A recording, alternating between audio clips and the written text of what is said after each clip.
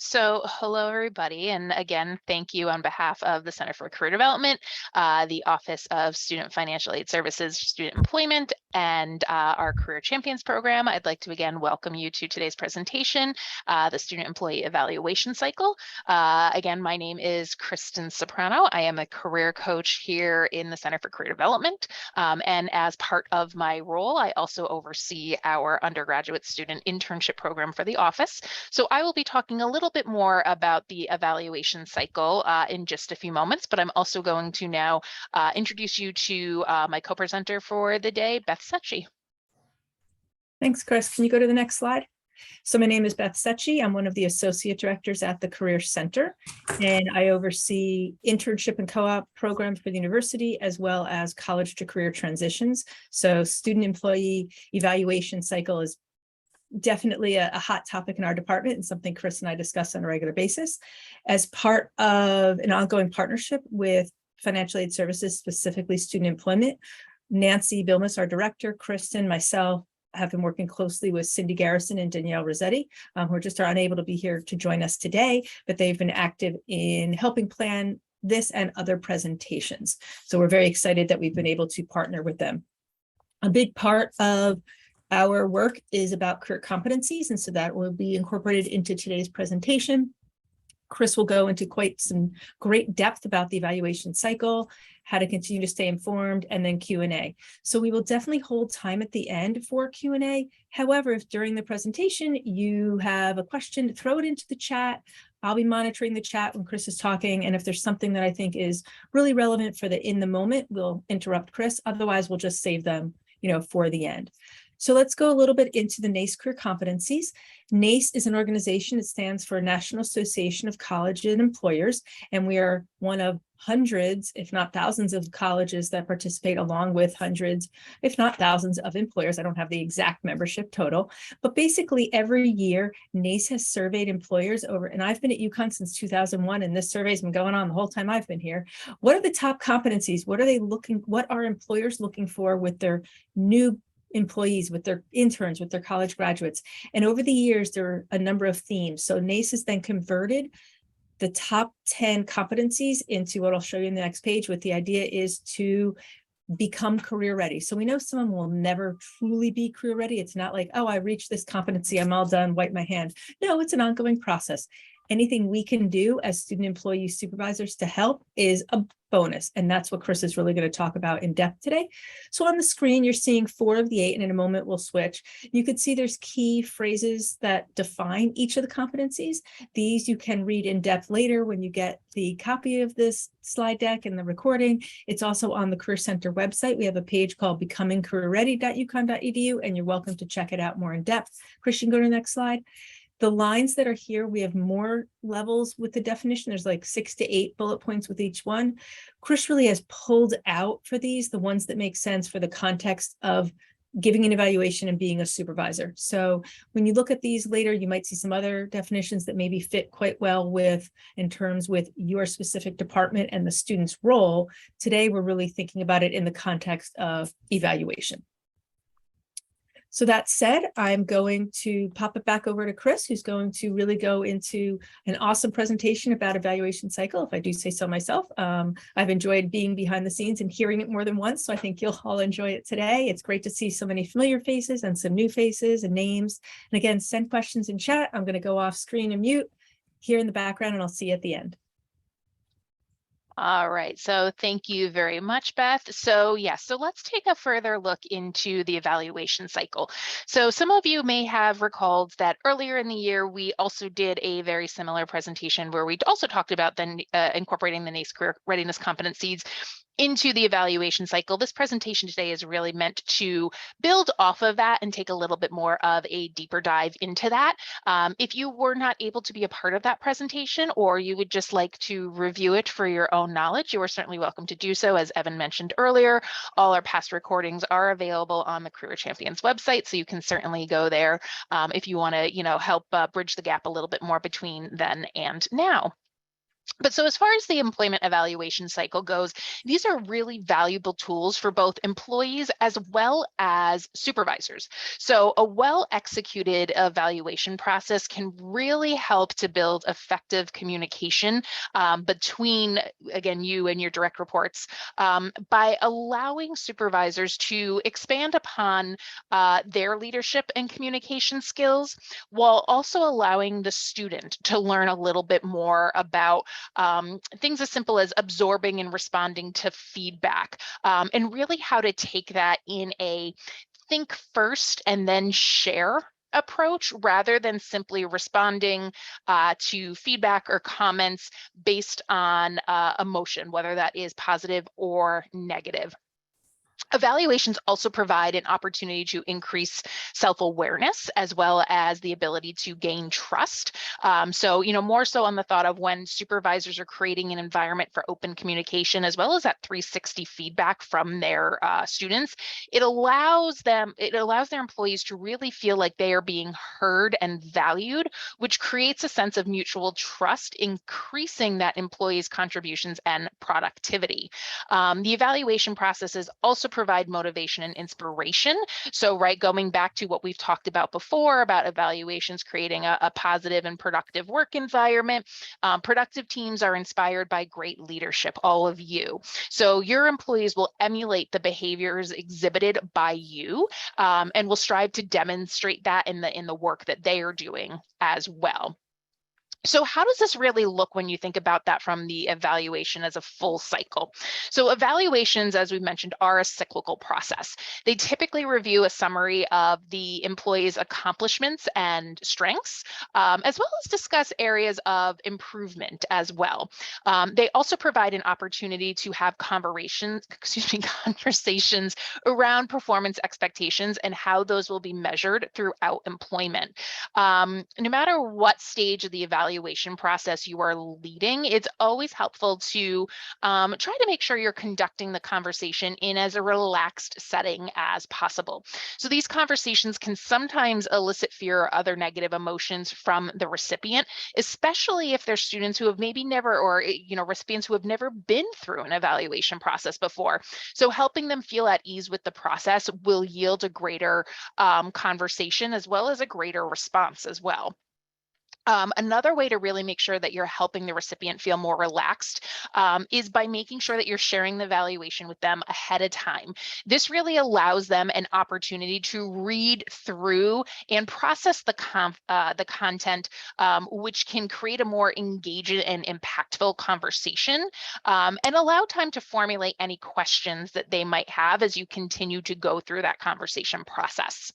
So if we start by looking at really kind of that beginning aspect of the cycle, which is the start of the year expectation and roadmaps. So this is really what helps set the tone for what's expected from the employee for the rest of the year, or from a general performance perspective. So while performance evaluations may not be a new concept for those of us on the call today, we should recognize that not all students might be as familiar with the concept. For a number of UConn students, the work that they're doing here with us on campus may be their first employment experience ever, really, and many have never gone through an evaluation process before, even if they have worked. Typically, a lot of part-time positions like retail positions, camp counselor positions, they really don't have these evaluation processes. So for many students, it's new. So having conversations like this at the start of the year or their employment will really help students start with a clean slate and get excited about the work that they will be performing in their role. These conversations also help students. These conversations also help students feel they have the agency in their own developmental process, which can significantly boost their engagement with the work they are doing, as well as the confidence in what they're learning. This also helps to boost that confidence in their ability to communicate and advocate for themselves, especially in future career opportunities. The conversation will also help to show the positive side of these evaluations and these conversations, and kind of break the stereotype that you only have evaluations if something is wrong or needs improvement. Timelines and expectations can be established during this initial conversation as well, allowing the student to understand what to expect throughout the year. It also establishes a positive impression of evaluations and feedback conversations, so that they don't feel intimidated or upset by the process as it continues to happen throughout their employment. Discussing performance expectations and goals up front also allow you an opportunity to create a dialogue between the two of you about communication styles, preferences, and really make sure that you're ensuring that effective conversation approach to feedback and evaluations. This also will help to create a better relationship between you and your employee. And one of the things that you can also do at the start of the year is thinking about the idea of conducting competency assessments and discussing how maybe areas that they feel they'd like to improve in will help turn into developmental goals, and generating a baseline understanding of the students' competency proficiencies, which can be used to illustrate growth areas at the end of their either of the academic year or their employment. So this is just a quick screenshot of Am I Career Ready competency assessment that can be taken through Focus 2, which is one of the resources that we have on our website. And you can see how these are all questions that the student asks, and you can see how it rates their overall proficiency. I know it might be a little hard to see on the screen, but it rates everything from the general competencies of communication, professionalism, career and self-development, technology, critical thinking. So this is something that you might want to start thinking about doing at the beginning. This resource allows the student to assess their own competency proficiency by, again, answering these questions. And then this report can be used as a talking point between you and your employee to help create the goals that they will work to achieve throughout their employment. You'll also find that sometimes students rate themselves higher than what they may actually be, what their actual proficiency level might be, which can then also open up a new line of conversation, perhaps talking about, again, how these competencies are assessed in the quote unquote real world, or it's really a prime opportunity for that educational moment too, to really think a little bit more about how they could better integrate some of their classroom learning or on the job experiences or future plans to help make that connection for the bridge between academics and career. And this slide just really speaks to a little bit more about the way that competencies are really viewed by employers versus, where the actual level of proficiency exists between what the students actually possess and what employers are expecting. This is also another great way of having a start of the year conversation outside of just the assessments as well. So this would be having a student complete a start of year roadmap and goal sheet.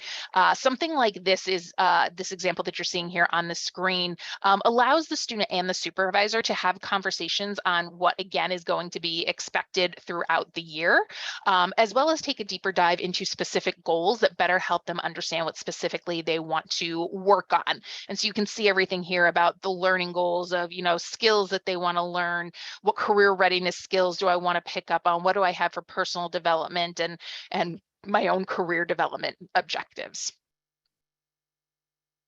The second part of this cycle here is the idea of ongoing feedback. So providing timely and more specifically, frequent specific feedback is a great way of maintaining employee morale and productivity. So it provides an opportunity to deliver real-time reinforcement, suggestive feedback on the employee's strengths and their areas of development, as well as prevent any kind of unexpected surprises for the employees come the formal evaluation time, which again, we'll get to in a few slides from now.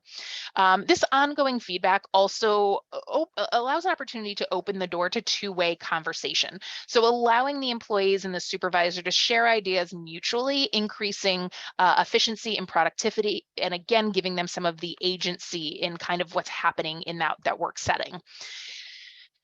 feedback can and also should be informal. So unlike the formal mid and or end year evaluations, which are typically more kind of hierarchical in nature.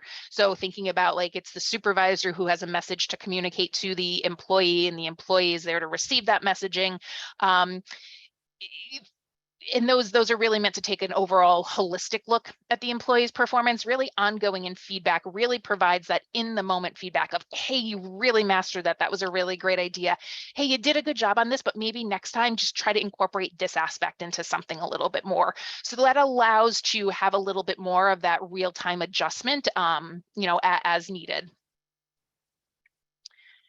Then you start to make your way into the mid-year evaluation. And these mid-year evaluations provide a glimpse at the employee's performance to date at that particular point. It helps the student understand how they are or are not meeting the objectives that the two of you set at the beginning of the year, and how they can set goals to either maintain the course they are on if they're doing fantastic, or make or make plans or some modifications to the original path if needed. That could be good or bad. So maybe they're really excelling and they need to make some modifications to provide a new goal. Great. Maybe they're not quite meeting those objectives. So how can we set a course for some new updates? So knowing that those modifications could be both positive or, developmental are also really great things to consider with this mid-year point of view. When you're having this mid-year conversation, supervisors and employees should work collaboratively to reassess the goals and objectives. That could be everything from communication styles, project timelines, etc., to help ensure success in the role can still be achieved for the remaining time to come. Furthermore, if the employee is a high performer, like I said before, it might be an opportunity to set new goals for the second half of the year if some of those initial goals have already been met. The conversation will also allow the supervisor to assess their own leadership skills and help them determine if there are additional steps that can be taken to help their employee achieve the goals. If not much progress has been made. So the idea of how these competencies are being assessed and grown are not just for the student employee, but they're also for us as supervisors ourselves, and really think about how are we living up to our own career competencies? How are we continuing to develop those as well?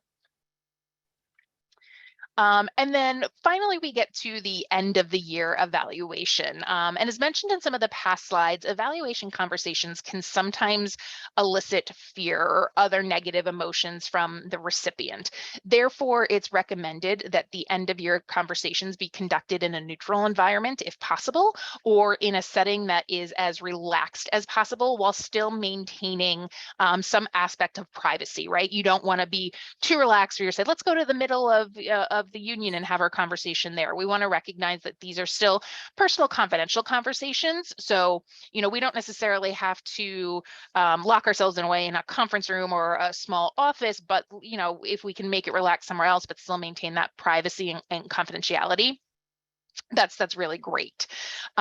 When you're delivering this, these conversations, and you're thinking about the environments you're in, you also want to try and be cognizant of body language and trying to avoid exhibiting any kind of power position. So again, when you think about the environment of maybe doing this in your own office or desk, right? If we all have individual giant desks, right? It's the supervisor sitting behind their desk, which is usually a larger desk, kind of looking over or at the employee in front of them, kind of like a direct line of sight approach, which can, bring that power position of the student maybe feeling inferior or not on equal playing ground. So really trying to find that neutral setting as possible can be helpful. Also, when you're thinking about having the end of year evaluation conversations, it's a best practice to share the formal evaluation with the student ahead of time. Again, that goes back to the idea of providing them the time to read through and process the information that you're planning to talk about and the content you'll be sharing with them. Giving that time to look through that in advance can help generate a more engaging and impactful conversation, because they will have had more ample time to digest the information, formulate any questions that they may have, and make sure that they feel they're coming to the table just as prepared as you are, again, kind of giving that equal level of power there. A common theme that you will hear us repeat again throughout this presentation, we've mentioned this a few other slides and I'll again mention it now, is that students who are unfamiliar with the evaluation process might view it as a form of reprimand, something negative, or being thought of as a poor employee. And that's, again, the stereotype that we want to try and avoid in these conversations, right? Because we all know that they're meant to be helpful. So reminding students at the start of these conversations that the evaluation is meant to be educational and developmental may also help them feel a little bit more at ease and more willing to engage throughout the conversation. This can also be achieved by delivering the final evaluation using the sandwich method, something that we've talked about before in the past as well, by really the idea of thinking about starting the conversation with some of the employees' strengths, some of the things that they did really well, some of the accomplishments that they had throughout the year, then kind of transition that into areas of development, right? You know, here's some things that, you know, could use a little additional work. Here are some additional goals that you might want to consider for the upcoming year, the upcoming near future. And then again, end that conversation with some additional accomplishments or excitement for projects that they might be working on next year, or competencies that they should be working on in their own professional developmental strategies if they're not planning to return to your area of employment in the following year. So again, it's really kind of that sandwich, right? Two complements of slice of bread with the bologna of the feedback in between. And again, reminding that evaluation content should be consistent with that feedback that you had been sharing with them throughout the year. Evaluation content really should never be a surprise. It should always be something that they are very familiar with, and right, they should never feel caught off guard by that. Again, we showed this in one of our previous sessions that we had. There's many different ways to document a formal end of year conversation and assess competency growth. This is one of the samples that we've shown in the past about how to break down the 8 career readiness competencies and really provide a definition of these sample behaviors and how they align with each competency by having the student read through these, score themselves, supervisors scoring them. You know, and looking at the sample, you'll again see that, you know, there's certain behaviors that are put on here. This is strictly just for formatting and example sake. It's not indicative of what you should be including on these. So if you are using, if you are using something like this, just know that it can be tailored to your specific business area and the competencies that relate with that. And this is just a, you know, again, a second slide of what the back page of that initial assessment looks like, where it provides an additional opportunity for the supervisor to provide some of those specific examples or specific commentary that relates to those competencies that were assessed on that first page. Also, a good thing that you can think about doing is having a student reflection form. So ask the student to do a self-reflection of their work in addition to your evaluation as well too. Asking students to articulate the ways in which they think they demonstrated the competencies as it relates to the work they did, again, will help them better understand the way they've used these competencies, help them better assess themselves in the future, as well as be able to have a better understanding of how to more confidently speak to these competencies and provide examples to future employers, which may, you know, which will, not just may, but will increase their odds of obtaining employment upon graduation as well.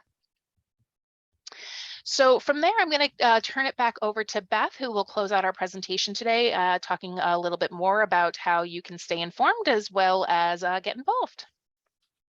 Thanks, Chris. So, a lot of information, right? So we know today it's that higher overview, and we're certainly happy to talk to anyone or groups, small groups of people about doing this in a more specific way that might be tailored to your specific work environment. And the examples we gave are ones that are used by us, and we're happy to share them, and I'll show you in a moment how we're doing that, as well as maybe you want to adapt it. And really it was a way to highlight career readiness in the evaluations. So upcoming, we have another wonderful webinar in December about less fun topic, potentially having those difficult conversations.